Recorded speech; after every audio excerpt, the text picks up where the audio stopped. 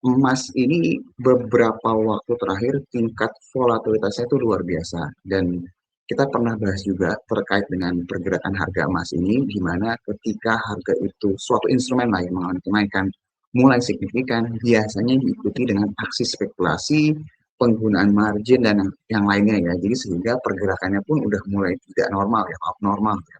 Nah, ketika terjadi volatilitas yang sangat tinggi sekali, itu pasti akan berimbas juga nih ke emiten-emiten yang terkorelasi nih my friends. Nah, kalau my friends perhatiin untuk emiten yang terkorelasi dengan emas, nggak cuma emas, ini juga ada tembaga, ada salah satu emiten yang kita bahas beberapa waktu lalu, yang kita lihat di tahun lalu itu performancenya itu nggak bagus, tapi seharusnya tahun ini akan membaik karena ada turnaround story dan dia akan menjadi salah satu yang diuntungkan ketika harga emas dan tembaga terus mengalami rally.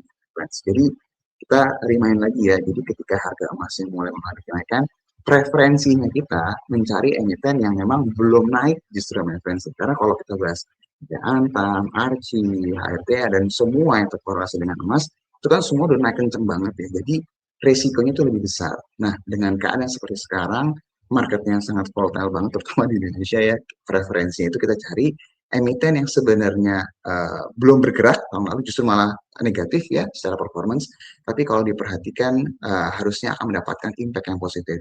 Kita mengingatkan kembali kalau untuk si Aman Mineral ini um, seharusnya kita akan melihat penjualan di tahun ini akan meningkat langsung secara signifikan. Kenapa? Simple, karena tahun lalu ada izin yang tidak diberikan pada emiten ini mengenai ekspor konsentrat, di mana pada akhirnya penjualannya turun drastis, labanya juga turun drastis dari yang plus jadi minus ya, my friends ya.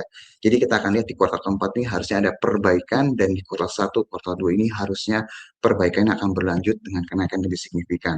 Dan seperti tadi kita udah bahas, emiten ini terimbas dari sisi emas dan juga tembaga ya. Dan kita, kalau kita lihat kan dua-duanya rally ya. Jadi ini benar-benar nggak sejalan nih. Jadi ini kalau misalnya di market ketika komoditas yang terkorelasi mengalami kenaikan secara signifikan, tapi sahamnya yang belum naik, tapi ketika kita lihat cerita secara kinerja keuangan yang akan membaik, seharusnya cepat atau lambat harga saham bisa mengikuti pergerakan komoditas yang terkorelasi nih, my friends. Jadi sekali lagi ini disclaimer ya, my friends, bukan ajakan membeli atau menjual, tapi kalau kita lihat seharusnya Aman Mineral akan menjadi salah satu yang menarik ketika emasnya recovery dan juga harga tembaganya melanjutkan rally.